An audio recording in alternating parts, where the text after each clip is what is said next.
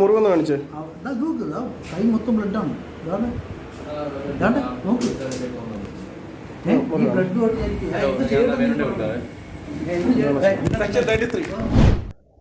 കൊല്ലം east police സ്റ്റേഷനിൽ നിന്നും റെജിനാസ് എന്ന ചെറുപ്പക്കാരനുണ്ടായ ക്രൂരമായ മർദ്ദനമാണ് നമ്മൾ ഇന്നിവിടെ കാണുന്നത്. പോലീസ് സ്റ്റേഷനിൽ സിവിൽ ഡ്രസ്സിൽ വന്ന് 11 മണിക്ക് ബൈക്കിനകത്ത് പെട്രോൾ തീർന്ന് വഴിയരികിൽ നിൽക്കുന്ന യുവാവിനോട് മാന്യമായി സംസാരിച്ച് അദ്ദേഹത്തിന് എന്തെങ്കിലും സഹായം ചെയ്തു കൊടുക്കേണ്ട നിയമപാലകരായിട്ടുള്ളവർ സിവിൽ ഓഫീസറായിട്ട് വന്നിട്ട് അവരോട് മോശമായി പെരുമാറുകയും ഈ അർദ്ധരാത്രിയിൽ എന്തിനാണ് ഇവിടെ നിൽക്കുന്നതെന്നും അതിൻ്റെ കാരണം വിശദമായി തിരക്കാതെ അവരോട് മോശമായി പെരുമാറുകയും തിരിച്ച് ഒരു മൗലിക അവകാശമെന്നുള്ള ഒരു യുവാക്കൾ തിരിച്ച് ചോദ്യങ്ങൾ ചോദിക്കുമ്പോൾ അവരെ മർദ്ദിക്കുന്ന ഒരു കാഴ്ചയാണ് ഉണ്ടായത്. വളരെയേറെ മർദ്ദിച്ചു.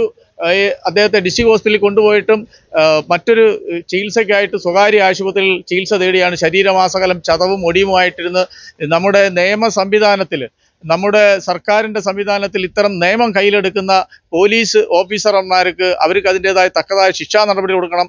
നമ്മൾ എന്തൊക്കെ പരാതി കൊടുത്താലും ഒരു പോലീസ് കംപ്ലയിൻറ്റ് അതോറിറ്റി ആവട്ടെ, എവിടെ ചെന്നാലും അവരുടെ പോലീസ് വിഭാഗം അന്വേഷിച്ച് അതിനൊന്നും ഒരു നിയമം നടപ്പിലാക്കാത്ത കാഴ്ചയാണ്. തൊട്ടടുത്ത ഈ കൊല്ലത്ത് തന്നെ ഇരവിപുരം പോലീസ് സ്റ്റേഷൻ, അവിടെ എന്ന് പറഞ്ഞാൽ അവിടെ ഒരു ബാറ് കോറ് മുതലാളിയാണ് അവിടുത്തെ ഭരണം നടത്തിക്കൊണ്ടിരിക്കുന്നത്. അപ്പോൾ CIമാരൊക്കെ എന്ന് പറഞ്ഞാൽ ഇപ്പോൾ എല്ലാ സ്വാധീനം സാധാരണക്കാരന് നീതിയും നിയമവും കിട്ടാത്ത രീതിയിലാണ് കൊല്ലം ജില്ലയിലെ മിക്ക പോലീസ് സ്റ്റേഷനുകളും. അപ്പോൾ ഇത്തരത്തിലുള്ള പോലീസ് സ്റ്റേഷനുകളിൽ പോലീസുകാർ സാധാരണക്കാർക്കുള്ള ജനങ്ങൾക്ക് ആശ്രയമാകേണ്ടവർ ഇങ്ങനെ ജനങ്ങളെ സാധാരണക്കാരായ മർദ്ദിക്കുകയും അവർക്ക് നീതി കിട്ടാതെ നടപ്പിലാക്കുന്നത് ബഹുമാനപ്പെട്ട സർക്കാരും മുഖ്യമന്ത്രിയും ഒക്കെ കണ്ട് അതിന് വേണ്ടുന്ന പരിഹാരം ചെയ്യണമെന്നാണ്. ഈ യുവാവ് ഇന്ന് വിദേശത്ത് ദുബായിൽ പോകേണ്ടതാണ്. അദ്ദേഹത്തിൻ്റെ ടിക്കറ്റ് ക്യാൻസലായി. അദ്ദേഹം പോകേണ്ട ആവശ്യമായിട്ട് മറ്റൊരു വീട്ടിൽ ചെന്ന്, നമ്മളറിയാമല്ലോ ഗൾഫ് നാടുകളിൽ പോകുമ്പോൾ എന്തെങ്കിലും സാധനമൊക്കെ മേടിച്ചുകൊണ്ട് പോകാൻ വേണ്ടി അവിടെ വന്ന് പെട്രോൾ തീർന്ന് അദ്ദേഹത്തിനൊരു സഹായം ചെയ്യേണ്ട ഈ നിയമപാലകരായിട്ട് സിവിൽ ഡ്രസ്സിൽ വന്ന് ഇങ്ങനെ മർദ്ദിക്കുന്ന ഒരു കാഴ്ചയാണ് ഈ കേരളത്തിൽ ഉടനീളം ഇത് ആവർത്തിച്ചുകൊണ്ടിരിക്കുകയാണ്. ഇതൊക്കെ കണ്ട് അതിൻ്റെ കാര്യങ്ങൾ മനസ്സിലാക്കുമ്പോൾ നമുക്ക് അദ്ദേഹവുമായിട്ട് കാര്യങ്ങൾ എന്താണ് സംഭവിച്ചതെന്ന് ചോദിച്ചു മനസ്സിലാക്കാം. ഞായറാഴ്ച രാത്രി ഞാനും സുഹൃത്തും കൂടെ ആശ്രാമത്തോട്ട് പോകണ വഴിക്ക് ക്രൈംബ്രാഞ്ചിൻ്റെ ഓഫീസിൽ വണ്ടി വെച്ചു. അവിടെ വെച്ച് ബൈക്കിൻ്റെ എണ്ണ തീർന്നു, പെട്രോൾ തീർന്നിട്ട് ഈ ആശ്രമം ക്രൈംബ്രാഞ്ച് ഓഫീസിൽ കൊണ്ടുവച്ചത്. വേറെ സുഹൃത്തിനെ വിളിച്ചിട്ട് പെട്രോൾ കൊണ്ടുവരാൻ പറഞ്ഞ് അവിടെ കാത്തിരിക്കുന്ന സമയത്ത് രണ്ടുപേർ ബൈക്ക് വന്നു. ഒരു ഹെൽമെറ്റൊന്നും ഇട്ടിട്ടില്ല, പോലീസാണെന്നൊന്നും അറിയത്തില്ല. രണ്ടുപേർ ബൈക്ക് വന്നിട്ട് ഇവിടെ എന്തിനാണ് നിൽക്കുന്നതെന്ന് ചോദിച്ചു. വളരെ പെട്രോൾ തീർന്നിട്ട് ഇവിടെ നിൽക്കുകയാണ്, അവിടെ വെയിറ്റ് ചെയ്ത് നിൽക്കാമെന്നത്. അപ്പോൾ ഈ പുള്ളി ഈ വണ്ടി മോഷ്ടിക്കാൻ വന്നതാണെന്ന് ചോദിച്ചിട്ട് ഞാൻ പുറടി പറയുന്നു, ഇത് ക്രൈംബ്രാഞ്ച് ഓഫീസിൻ്റെ ഫ്രണ്ടിലാണ് നിൽക്കുന്നത്, ഇവിടെ ഒന്നും ആർക്കും മോഷ്ടിക്കേണ്ട ആവശ്യമില്ല. അപ്പം ഞാനിത് തിരിച്ച് നമ്മൾ സ്വാഭാവികമായിട്ട് ചോദിക്കുമല്ലോ, നിങ്ങളാരാന്ന് ചോദിച്ചു. അതിനകത്ത് പുള്ളി ഞാൻ ആരാന്ന് കാണിച്ചിരുന്നുള്ളതിൽ ഇപ്പോൾ തന്നെ ഒരു അതിലങ്ങെടുത്ത് കയ്യിലിട്ട് ഇവിടെ അങ്ങ് അടിച്ചു. ഫസ്റ്റ് അടി ഇവിടെ അടിക്കുന്നു. നമുക്കിത് ബ്ലഡ് വന്ന സമയത്ത് താഴോട്ടൊന്ന് വീണായിരുന്നു. പിന്നെ ഒരുപാടങ്ങ് ഉപദ്രവിച്ചു. അദ്ദേഹം മൊത്തം ഒരു മുറിവും കാര്യങ്ങളൊക്കെ ഉണ്ട്.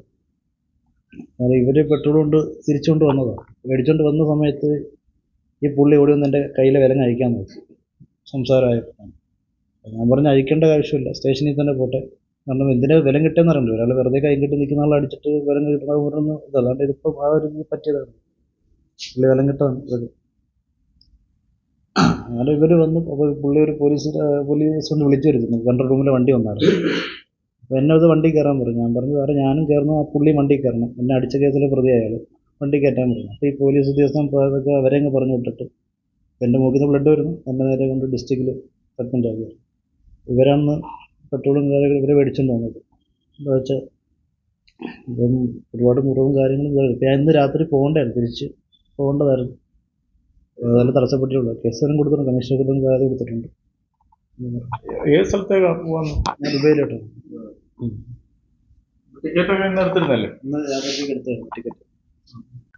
ഞായറാഴ്ച രാത്രി റെജിനാസ് എന്ന് പറഞ്ഞ ചെറുപ്പക്കാരനും അദ്ദേഹത്തിൻ്റെ സുഹൃത്തും കൂടെ ഉളിയക്കോവിലിൽ പോകുന്ന വഴിക്കാണ് ക്രൈംബ്രാഞ്ച് ഓഫീസിൻ്റെ മുമ്പിൽ വെച്ച് ബൈക്കിലെ പെട്രോൾ തീർന്നതും വേറൊരു സുഹൃത്തിനെ വിളിച്ച് പറഞ്ഞ് പെട്രോൾ കൊണ്ടുവരാനായിട്ട് കാത്തു നിന്നപ്പം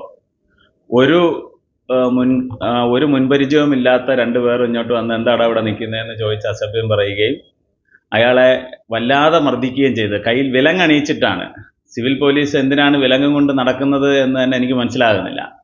ഞാനിവിടെ ഇന്നലെ തിരക്കിയപ്പോൾ മനസ്സിലായത്, കഴിഞ്ഞ 2 ദിവസം മുമ്പ് കൊല്ലം ബീച്ചിൽ നിന്ന് ഒരു ബൈക്ക് മോഷ്ടാവിനെ പിടിച്ചു.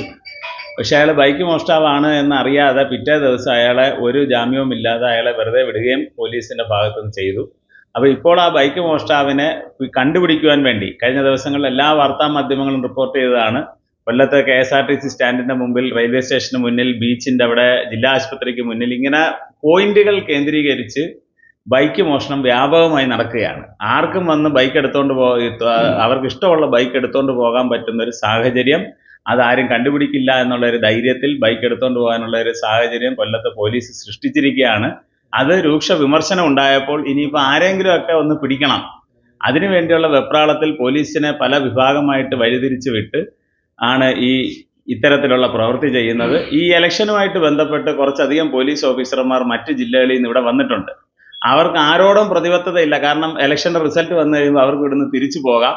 അപ്പോൾ അങ്ങനെയുള്ള ആളുകൾ അവർ ചിന്തിക്കുന്നത് എങ്ങനെയും ഞങ്ങളിവിടെ ഇരിക്കുന്നിടത്തോളം ഇനി ആരെങ്കിലുമൊക്കെ തോളെ കയറിയാലും ഒരു പ്രശ്നവുമില്ല, ഏത് ചെറുപ്പക്കാരനെ മർദ്ദിച്ചാലും ഒരു പ്രശ്നവുമില്ല. നിരവധിയായ പ്രശ്നങ്ങൾ ഇത്തരത്തിൽ ഉണ്ടായിക്കൊണ്ടിരിക്കുകയാണ്. ഇതിൽ റിപ്പോർട്ട് ചെയ്യപ്പെടാത്ത കാര്യങ്ങളാണ് കൂടുതൽ എന്ന് പറഞ്ഞാൽ അതിനകത്ത് യാതൊരു അതിശയോക്തിയും ഇല്ലാത്ത നിലയിലാണ് കൊല്ലത്തെ പോലീസിന്റെ സ്ഥിതി. പോലീസ് വളരെ മോശമായി ആണ് ആളുകളോട് പെരുമാറുന്നത്, ആളുകളെ ഡീൽ ചെയ്യുന്നത്. പോലീസിന് 2 ലക്ഷ്യമേ ഉള്ളൂ.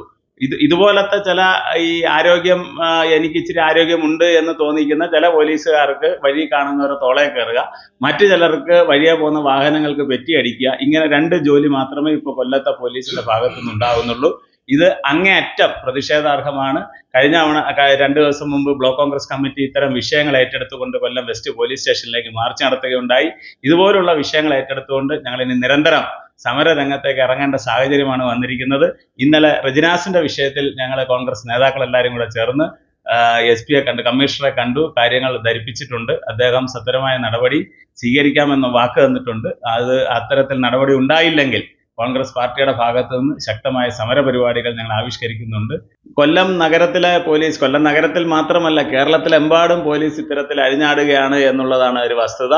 അതെങ്ങനെയാണ്? കാരണം ഇവരെല്ലാം നയിക്കുന്ന പിണറായി വിജയൻ തന്നെ യാതൊരു കെട്ടില്ലാത്ത ഈ പറഞ്ഞ കെട്ട് വിട്ടുപോയ പട്ടം പോലെ ഇങ്ങനെ പറന്നു നടക്കുകയാണ് പിണറായി വിജയനും അദ്ദേഹത്തിന്റെ സഹപ്രവർത്തകരും. അപ്പൊ നമുക്കറിയാം ഇവരെ നിയന്ത്രിക്കാൻ ആരുമില്ല. ഏതെങ്കിലും ഒരു പാളിച്ച ഉണ്ടായാൽ അവരെ കൺട്രോൾ ചെയ്യാൻ ആരുമില്ല, അല്ലെങ്കിൽ അങ്ങനെ എന്തെങ്കിലും വീഴ്ച അവരുടെ ഭാഗത്തുനിന്നുണ്ടായാൽ, ഇപ്പൊ നമുക്കറിയാം കൊല്ലത്ത് ശ്രീ വിഷ്ണു സുനിൽ പന്തളത്തിനെ ഉൾപ്പെടെ മർദ്ദിച്ച DYFIക്കാര് ഇന്നും ഇവിടെ നടക്കുന്നുണ്ട് യാതൊരു കുഴപ്പവുമില്ലാതെ. കാരണം എന്ന് പറഞ്ഞാൽ അവരെ രക്ഷിക്കാൻ ആളുകളുണ്ട് എന്നുള്ളതാണ് അതിന്റെ വസ്തുത. അപ്പം ഏതെങ്കിലും ഒരു കേസ് ഉണ്ടായാൽ ആ കേസിൽ ആരെയൊക്കെ പ്രതിയാക്കണം എന്ന് CPM ഓഫീസിൽ നിന്നാണ് നിശ്ചയിച്ചു കൊടുക്കുന്നത്. അവരെ മാത്രമേ പോലീസിന് പിടിക്കാൻ ഇന്ന് അധികാരമുള്ളൂ. ആ നിലയിൽ ഇവിടുത്തെ ഗൂണ്ടകൾക്ക് വേണ്ടി ഭരിക്കുന്ന ഒരു സംവിധാനമായിട്ട് പിണറായി വിജയൻ കേരളത്തിലെ പോലീസിനെ ആകമാനം മാറ്റിയിരിക്കുന്നു. അതിന്റെ ഒരു അലയൊലി തന്നെയാണ് കൊല്ലത്തും ഉണ്ടായിരിക്കുന്നത്. പിന്നെ ഗൂണ്ടാ ഭരണമാണ്. ഗൂണ്ടകൾ കഴിഞ്ഞാടാം, ഗൂണ്ടകൾക്ക് എന്തും ചെയ്യാം. അവര് ഈ പറഞ്ഞ കണക്ക് CPM ചേർന്നാൽ പിന്നെ അവർക്ക് പ്രശ്നമില്ല. അവരെ രക്ഷിക്കുവാൻ അവരെ പാർട്ടിയുണ്ട്. പിന്നെ അവർക്കെതിരെ പോലീസിന്റെ ഭാഗത്തുനിന്ന് ഒരു നടപടിയും ഉണ്ടാവത്തില്ല. അപ്പം അത്തരത്തിലെ ഗൂണ്ടാവൽക്കരണമാണ് ഇപ്പൊ പോലീസിലും ഉണ്ടായിരിക്കുന്നത്. പോലീസിൽ ഈ പറഞ്ഞ കണക്ക് ഞാൻ നേരത്തെ പറഞ്ഞ കണക്ക് ഗൂണ്ടാ പ്രവർത്തനം നടത്തുവാൻ, അല്ലെങ്കിൽ ആരോഗ്യം കൂടുതലുണ്ട് എനിക്ക് ആരുടെയും തോളയിൽ കയറാം എന്ന് വിചാരിക്കുന്ന പോലീസുകാർക്ക് ആരെയും മർദ്ദിക്കാവുന്ന ഒരു സാഹചര്യം ഇന്നുണ്ടായിരിക്കുന്നു. അതാണ് 2 ദിവസം മുമ്പ് ഇവിടെ കണ്ടത്.